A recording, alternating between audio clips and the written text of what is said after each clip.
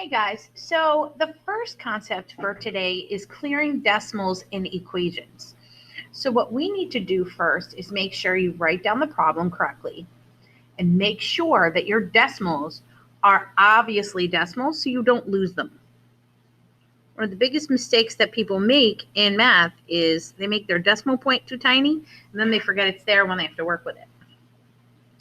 But I don't really feel comfortable working with decimals because there's so many different ways you can make errors. So the first thing we're going to do is clear it out. Like we're going to make it so that there's no more decimals in this entire equation.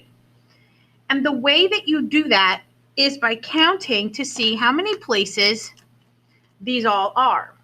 So our regular number without the decimal point showing has the decimal all the way to the right. So this only shows one place. This only shows one place. This one only shows one place. And this one only shows one place. Now, you really don't have to write this down. This is just for me to show you exactly what you should be looking at when you make your decision to clear your decimal. So because each of them is only one place to the left of where we want it to be, we're going to go ahead and we're going to shift all decimals in the entire equation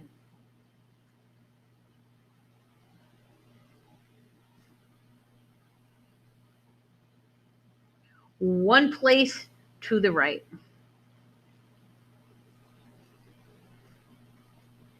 If you're thinking, do I have to worry about it after this step? No, because what we're really doing is we are multiplying everything through by 10, which will stay equivalent because you're doing it on both sides of the equation.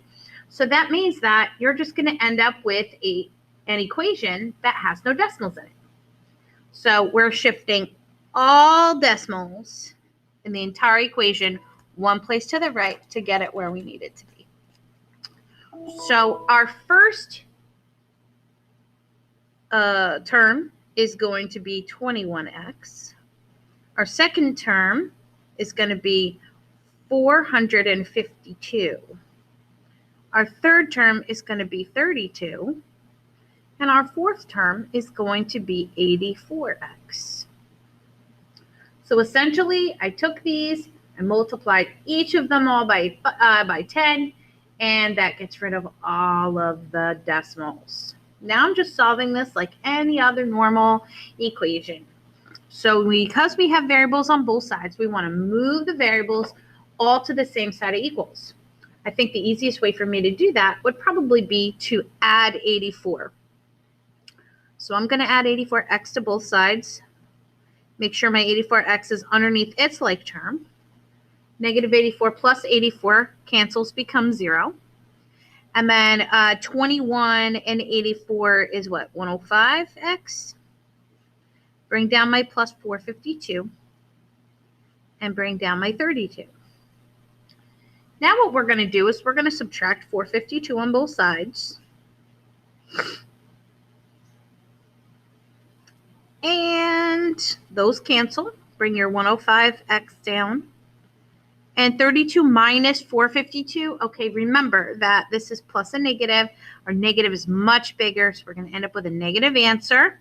And this should be 420. And then the very last step, we're going to divide both sides by 105. And how many hundreds make 400? 4. And how many 5s make 24? So this is just going to be a negative 4. All right, so that's how we do the first one.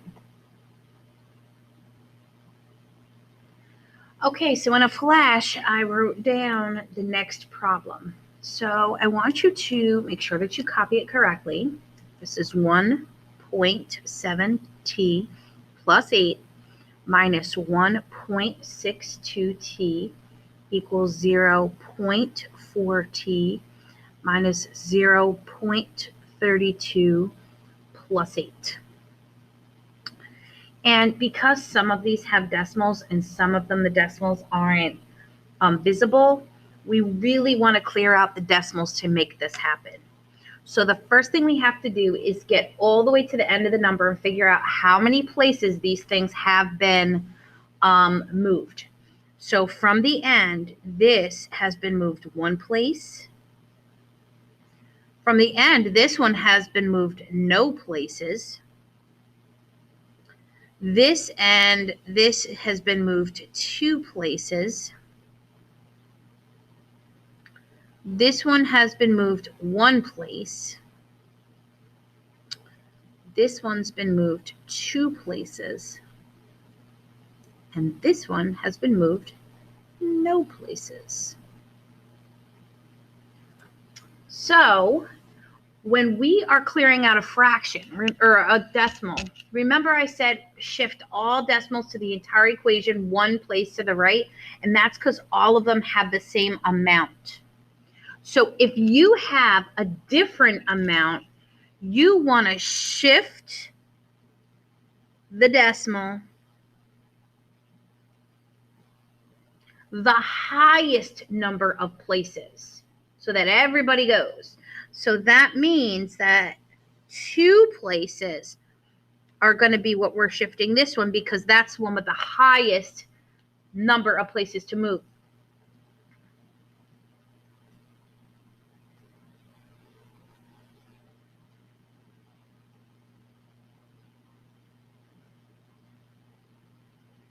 So if it's all the same, it's pretty easy. But if they're all different, you want to shift it the highest number of places so that all of them come out. And we're going to shift them all to the right. And in this case, like I said, it's going to be 2 places. Okay, that should be a C.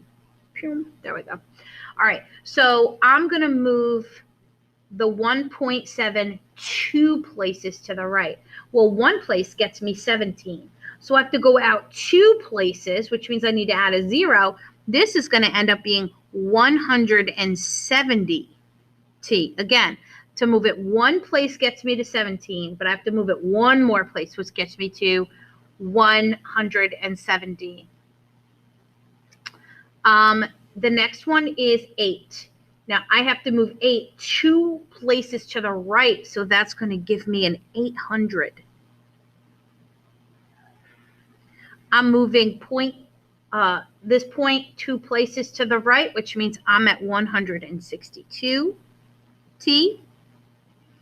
I'm at 0.4, so if I move it once to the right, I'm at 4. So another one would be 40 T. The next one, I'm moving 2 places to the right, so I would just be minus 32. And this last one, I have to move 2 places to the right, which gives me 800. Now look, yes, the numbers are bigger, but there's no decimals in it, and that's going to make life so much easier. From here, there we go. From here, we're going to combine some like terms.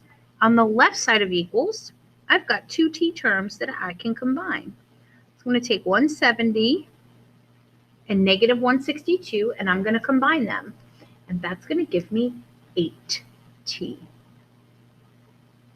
I'm going to bring down my 800. On the right side of my equals, I have only 1 T term, so I'm going to bring my 40T down. But I've got negative 32 plus 800. So 800 minus 30 would give me 770, and 770 minus 2 more would give me 768. So it'll be a positive 768 because the 800 is bigger. Now what we're going to do is we are going to start getting our variables on one side of equals and getting our constants on the other side of equals so that we are solving for T. I'm moving this up. So I think what I'm going to do is subtract my 40T and move it to the left. Minus 40T, put it under its like term, and 40, take away 40 cancels. 8 minus 40 is 8 plus negative 40, So I'm going to end up with a negative 32t. Bring down my 800. And bring down my 768. I'm going to take my constant, which is positive 800, and subtract it over to the other side of equals. Bring down my negative 32t. And this is going to be negative 32 as well. I think we just did that up above. And then we're going to divide by negative 32 to get t by itself. And a negative over negative is a positive. 32 over 32 is 1. Negative over negative is positive. 32 over 32 is 1. And I get t equals 1. Your job is to go to the next slide and try the two on your own, and then let me know if you have questions.